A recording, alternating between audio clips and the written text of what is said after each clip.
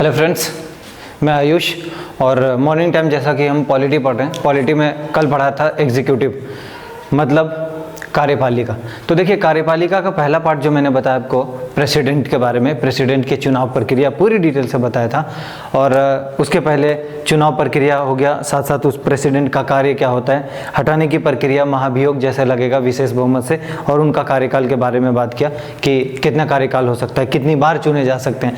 आज जो मैं बेसिकली इस चैप्टर में बात करूंगा, बचा हुआ जो पार्ट होगा आपका, उसमें बात करूंगा सबसे पहले राष्ट्रपति की शक्तियाँ। बहुत सारी शक्तियाँ दी गई, कार्यपालिकीय शक्तियाँ, विधायी शक्तियाँ, न्यायिक शक्तियाँ, सैन्य शक्तियाँ, कुछ वीटो पावर दिया गया है। इन सब के बारे में आज आपका सारा डाउट क्लियर करने की पूरी कोशिश होगी। और साथ साथ अगली जो इसकी थोड़ी सी पार्ट बची हुई है वो है मंत्रिपरिषद, राज्यपाल और प्रधानमंत्री। अगर इन सब के बारे में आप डिटेल से पढ़ लोगे तो शायद ये चैप्टर मेरे तरफ से समाप्त हो जाएगा। बहरहाल अभी देखेंगे क्या पॉलिटी पार्ट बी में राष्ट्रपति की शक्तियाँ। राष्ट्रपति की शक्तियाँ क्या होता है, सबसे पहले ये दो चीज़ मैं आपको बता दूं, ये बहुत ज़्यादा इंपॉर्टेंट है एग्जाम पॉइंट ऑफ व्यू से, ऑब्जेक्टिव एग्जाम में बहुत बार आया है। सरकार का देखिए औपचारिक प्रधान कौन होगा, राष्ट्रपति कहलाता है औपचारिक प्रधान, लेकिन वास्तविक प्रधान कौन होता है, प्रधानमंत्री, क्योंकि वास्तविक रूप से काम कौन कर रहा होता है, प्रधानमंत्री कर रहे होते हैं। अब आपको अगर मैं बताऊं पूरी डिटेल से कि राष्ट्रपति की शक्तियां हैं कितनी, तो आपको मैंने 6 पार्ट में ऐसे बता के रखा। पहला कार्यपालिकीय शक्ति, दूसरा विधायी शक्ति, तीसरा वित्तीय शक्ति, चौथा न्यायिक शक्ति और पांचवा सैन्य शक्ति, छठा आपातकालीन शक्ति। अब आपको मैं एक एक करके सारा बताने की कोशिश करूंगा। देखिए पहला, और इसके अलावा कुछ जो आप पढ़ोगे वो है वीटो शक्ति, तो मैं वीटो पावर भी इसका बता दूंगा। पहला कार्यपालिकीय शक्ति में क्या होता है, मंत्रिपरिषद की सहायता से इनको शक्तियां मिली हुई है। नेक्स्ट देखिए प्रधानमंत्री तथा अन्य मंत्रियों की नियुक्ति करता है। आपको पता होगा प्रधानमंत्री की नियुक्ति के साथ साथ प्रधानमंत्री की सलाह से अन्य मंत्रियों की नियुक्ति होती है। दूसरी बात, जो अटॉर्नी जनरल होता है भारत का, महान्यायवादी, जैसे अगर महान्यायवादी क्या होता है वैसे पढ़ना है आपको, मैं फिर भी एक बार बताता चलूं। महान्यायवादी मतलब भारत सरकार का वकील। एक तरह से कोई भी अगर भारत सरकार पे केस मुकदमा करता है तो उस समय भारत का अटॉर्नी जनरल भारत सरकार की तरफ से उस केस को सॉल्व करने की कोशिश करता है। दूसरी बात है कैग, इसकी भी नियुक्ति कौन करेगा, राष्ट्रपति। कैग मतलब controller auditor general of India, ठीक है, महालेखा नियंत्रक जो होते हैं, मतलब जो देख रेख होता है उसको बोलते हैं। जनरली देखेंगे ये क्वेश्चन पूछ लिया जाता है कि जनता का पॉकेट का रखवाला कौन होता है, उसी को कैग बोलते हैं। पढ़ाऊंगा इसको भी डिटेल से पढ़ाऊंगा जब कैग आएगा। मुख्य चुनाव आयुक्त और अन्य आयुक्तों की नियुक्ति करता है। आपको कल पढ़ा रहा था, कल परसों का क्लास जब भी होगा इलेक्शन वाला, तो आपको बताया था पूरी डिटेल से चुनाव आयोग के बारे में। उसी में बताया था कि जो चुनाव आयोग है 3 सदस्यीय संस्था है, जिसमें से एक अध्यक्ष होते हैं और 2 अन्य उसके सदस्य होते हैं। तो जो अध्यक्ष हैं अभी सुनील अरोड़ा, उसकी नियुक्ति भी ये करेंगे, जो अन्य 2 सदस्य उनकी भी नियुक्ति करेंगे। राज्यों के राज्यपाल की भी नियुक्ति करते हैं। अन्य नियुक्तियां भी है, जहां जहां ये आएगा मैं आपको बताता चलूंगा। दूसरी शक्ति क्या था, विधायी शक्ति। तो विधायी शक्ति को मैंने इस बॉक्स में बताने की कोशिश किया। देखिए विधायी शक्ति के तहत राष्ट्रपति संसद का एक अंग होता है। आपको पता होगा संसद के 3 अंग होते हैं, लोकसभा, राज्यसभा और राष्ट्रपति। तो है ना राष्ट्रपति भाई संसद का एक अंग। अब देखिए कोई भी कानून बनाना हो या किसी भी कानून में संशोधन की आवश्यकता होता है, तो आपको जाहिर सी बात एक पहले से पता ही होगा कि जनरली कोई एक सदन में जाता है, फिर उसको पास करके दूसरे सदन को भेजा जाता है, फिर वहां से पास करके राष्ट्रपति के पास आता है। यदि राष्ट्रपति की स्वीकृति मिलती है तभी वो विधेयक अधिनियम में तब्दील होगा। समझ पा रहे हैं, वो भी मैं आपको डिटेल से पढ़ाऊंगा, उसकी बारी अभी आई नहीं है। अगली बात देखिए, राष्ट्रपति दोनों सदनों की बैठक बुलाता है और संबोधित करता है, किंतु यदि संयुक्त बैठक बुलाया जाएगा या संयुक्त अधिवेशन बुलाया जाएगा तो बुलाएंगे राष्ट्रपति, किंतु अध्यक्षता कौन करेंगे, लोकसभा का स्पीकर। बहुत बार ये क्वेश्चन आया है, समझ पा रहे हैं। अगली बात देखिए, लोकसभा में 2 सदस्यों की नियुक्ति की जाती है और राज्यसभा में 12 सदस्यों की नियुक्ति की जाती है, और ये करने वाले कौन हैं, मतलब मनोनीत की जाती है, ठीक है।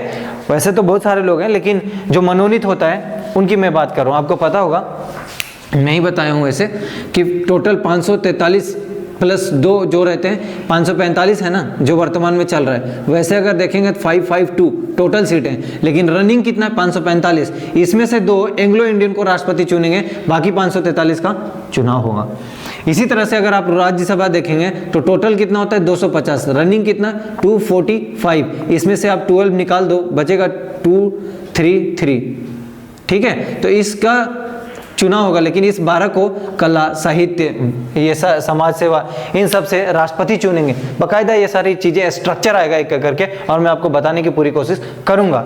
फिलहाल देखिए कि 2 लोगों को लोकसभा से और 12 लोगों को राज्यसभा से राष्ट्रपति नियुक्त करेंगे। अब देखिए तीसरा पार्ट क्या है, वित्तीय शक्ति, जो आपका ये थोड़ा मेरे कारण ये इरेज हो रहा होगा। तीसरा क्या है, वित्तीय शक्ति। तो वित्तीय शक्ति अगर आप देखेंगे तो धन विधेयक राष्ट्रपति के पूर्व अनुमति से ही संसद में प्रस्तुत किया जा सकता है, और धन विधेयक को प्रस्तुत करने के लिए आर्टिकल कौन सा होता है, आपको याद रखना चाहिए 117। कई बार यही एग्जाम में पूछ दिया है। ठीक, अगली बात बजट। आप देखे होंगे कि कोई भी धन विधेयक हो तो उसको सिर्फ और सिर्फ लोकसभा में पेश करते हैं। तो जब धन विधेयक को आप लोकसभा में पेश करेंगे उसके पहले आपको राष्ट्रपति से अनुमति लेना ही होगा। अगली बात मैं क्या बता रहा हूं, बजट। देखिए बजट का मतलब होता है वित्तीय लेखा जोखा, पूरे एक साल का जो विवरण होता है उसको आप बजट कहोगे।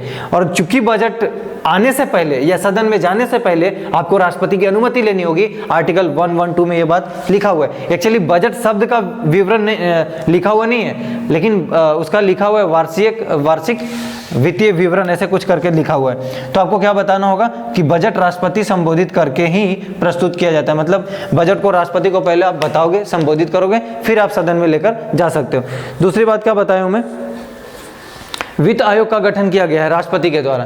देखिए वित्त आयोग से क्वेश्चन बार बार आता है, और आपको पता होगा वित्त आयोग का अभी 15वां वित्त आयोग एन.के. सिंह उसका अध्यक्ष है, और ये 5 साल के लिए बनते हैं, प्रत्येक 5 साल के लिए चुनते हैं, और चुनने का दायित्व किनको दिया गया, राष्ट्रपति को दिया गया। आर्टिकल नंबर कहाँ है, 280 में है। तो अब देखेंगे न्यायिक शक्ति, जो चौथी पार्ट है।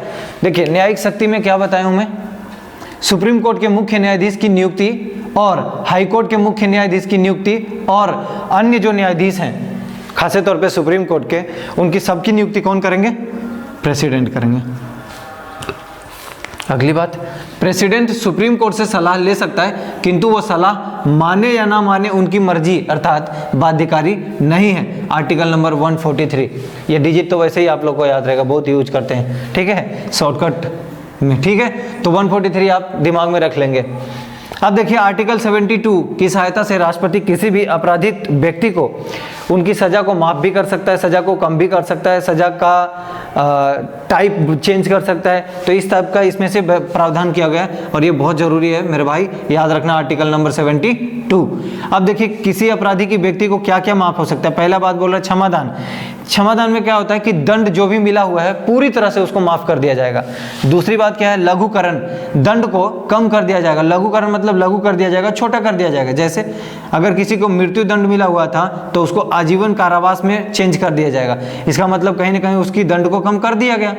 तीसरी बात बोलता है परिहार, मतलब कि दंड जो मिलेगा आपको, सजा जो मिलेगा, उसकी अवधि को कम किया जा सकता है। इसका क्या मतलब हुआ कि अब देखिए एक को मिला हुआ है आजीवन कारावास, उसको हो सकता है वो बदल के कितना साल कर दें, 5 साल कर देंगे।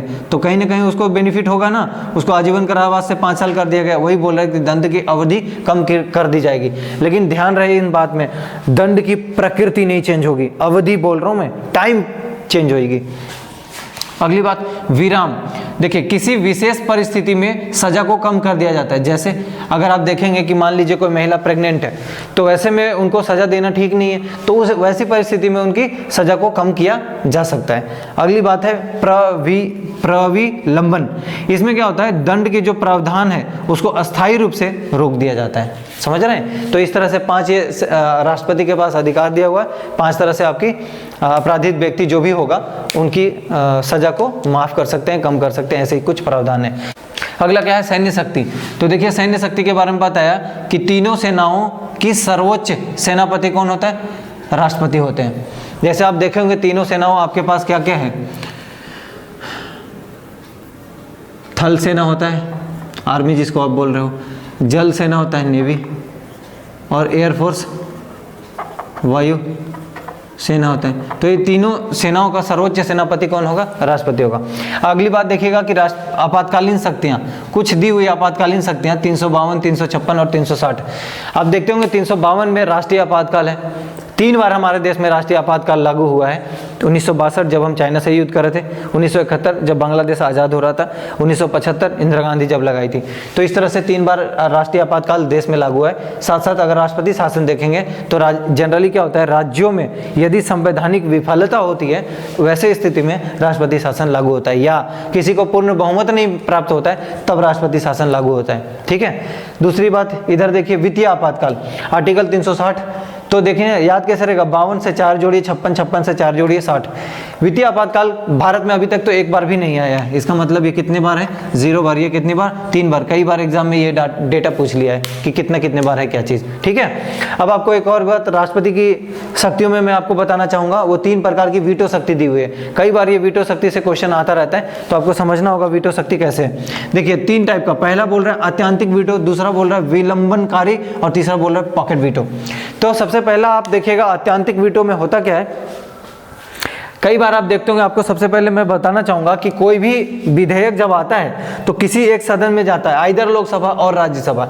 एक सदन से पास होकर दूसरे में जाता है, फिर राष्ट्रपति के पास जाता है, राष्ट्रपति ने साइन किया तभी तो वो अधिनियम बनता है। लेकिन इनके पास क्या है कि विधेयक जो आया तो विधेयक को अनुमति नहीं देते हैं, अपने पास रख लेते हैं, तो वैसे में विधेयक समाप्त हो जाता है। इसीलिए हर एक विधेयक अधिनियम नहीं होता। समझ पा रहे हैं। अभी वर्तमान में आप देखते होंगे तो आपको पता चलता होगा कि 104 संविधान संशोधन हो गया है, लेकिन अगर अधिनियम की बात करेंगे, सॉरी विधेयक की बात करेंगे, तो आपको पता चलेगा 125 आसपास है।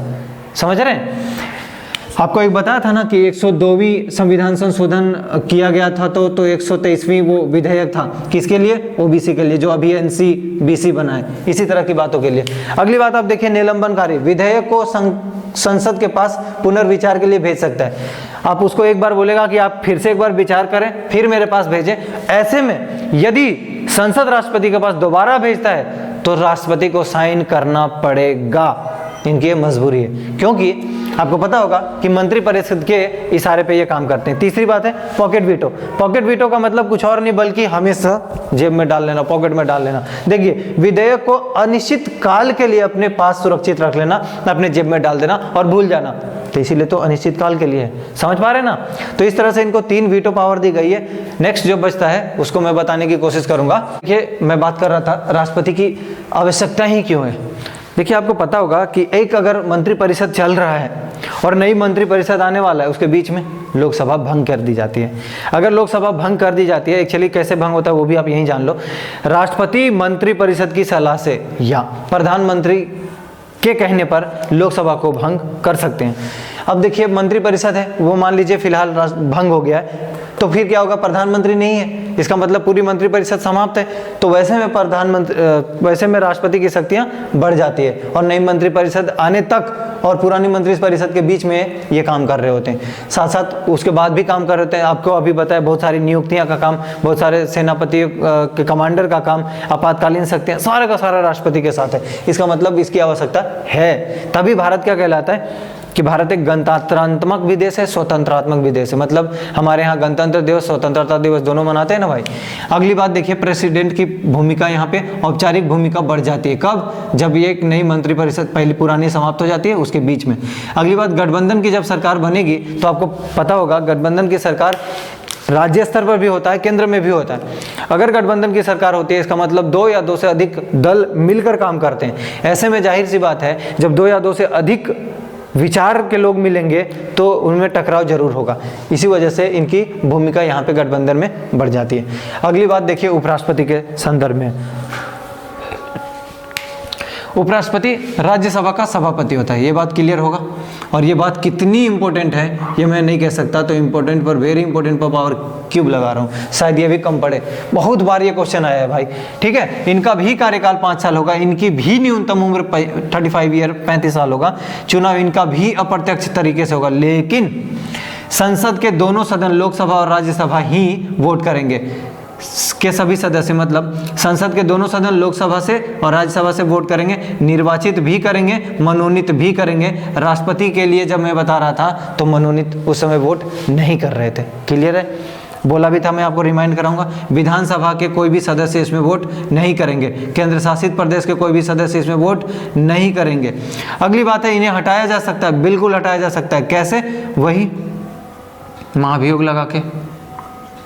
ठीक है। लेकिन आपको एक बात पता होना चाहिए, महाभियोग लगाओगे तो सबसे पहले ये राज्यसभा से ही महाभियोग शुरू होगा प्रक्रिया, क्योंकि राज्यसभा के ये सभापति हैं। आप लोकसभा से शुरू नहीं कर सकते हो, साथ साथ एक सदन से मतलब राज्यसभा से पास करा के लोकसभा की ओर ले जाओगे। अगर दोनों जगह से विशेष बहुमत से पास हो जाएगा तो क्या होगा, इनको हटा दिया जाएगा। अगली बात, राष्ट्रपति अगर नहीं है तो उपराष्ट्रपति ही कार्य करते हैं। जैसे फखरुद्दीन अली अहमद की मृत्यु हो गई थी तो बीडी जत्ती को नया राष्ट्रपति नियुक्त कर दिया गया था। उस समय ये बीडी जत्ती उपराष्ट्रपति थे, तो ये राष्ट्रपति का कामभार संभाल लेते हैं। अगली बात, गठबंधन की सरकार से है, तो देखिए गठबंधन की सरकार हो सकता है राज्य स्तर पे हो और हो सकता है केंद्र स्तर पे हो। अब आपको एक बात समझना होगा कि पीएम की शक्ति जब गठबंधन है या सीएम की शक्ति अगर राज्य में है तो कम हो जाएगी। साथ साथ प्रेसिडेंट की भूमिका यहाँ बढ़ जाएगी, वहां पे गवर्नर की भूमिका अर्थात राज्यपाल की भूमिका बढ़ जाएगी। नीति व योजना मजबूत नहीं बनती, अर्थात बहुत ज्यादा स्ट्रॉन्ग नहीं होती, डिसीजन लेने में बहुत देरी होती है। इसलिए मैंने लिखा कि नए निर्णय प्रक्रिया जो होता है वो काफी ज्यादा स्लो हो जाता है। ठीक, उसमें से अब देखिए इसमें से जो टॉपिक कुछ बच रहा है वो प्रधानमंत्री के बारे में पढ़ना है आपको, उसके बाद गवर्नर के बारे में पढ़ना है आपको, उसके बाद मंत्रिपरिषद के बारे में पढ़ना है आपको। एक्चुअली 11th क्लास का ये पूरी सेक्शन नहीं थी, मैंने जानबूझ के इसको कवर किया क्योंकि बहुत सारे लोग आप लोग कंपटीशन एग्जाम देने वाले हो।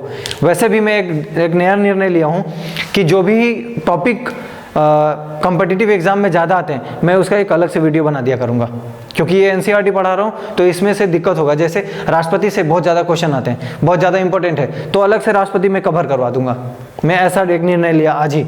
तो ये चीज़ से फ़ायदा ये होगा कि 11th वाले को ये ना लगे कि बहुत ज़्यादा मेरे को बता दिया गया, या कंपटीशन बैच वाले को ये ना लगे कि बहुत कम मुझे बताया गया, मेरे से क्वेश्चन नहीं बन रहा है। तो दोनों के बीच में साम्य अवस्था अर्थात इक्विलिब्रियम मेंटेन करने के लिए ऐसा निर्णय लिया गया है। एक और बात बता दूं, ह्यूमन ज्योग्राफी पूरी बुक मैंने पढ़ा है क्लास 12th की, आप प्लेलिस्ट चेक करें उसमें आपको मिल जाएगा। दूसरी बात, फिजिक्स पढ़ा रहा हूँ अभी इवनिंग में, तो फिजिक्स की भी बहुत सारे चैप्टर हो गए, लगभग 6-7 चैप्टर हो गए, और उसको भी आप देख सकते हैं, बहुत ज़्यादा फायदेमंद होगा। एनसीईआरटी पढ़ाता हूँ किंतु एनसीईआरटी से बहुत ज़्यादा बियॉन्ड होके मैं बात कर रहा होता हूँ, ठीक है, ताकि सबका भला हो सके। और मेरा एजेंडा एकमात्र है लोगों तक पहुँचना, और लोगों तक पहुँचाने के लिए आप जिम्मेदार हैं, आप ही मुझे सहायता देंगे, आप ही के सहयोग से मैं जा पाऊँगा। इसलिए दोस्तों को जरूर सेंड करें, ठीक है। धन्यवाद।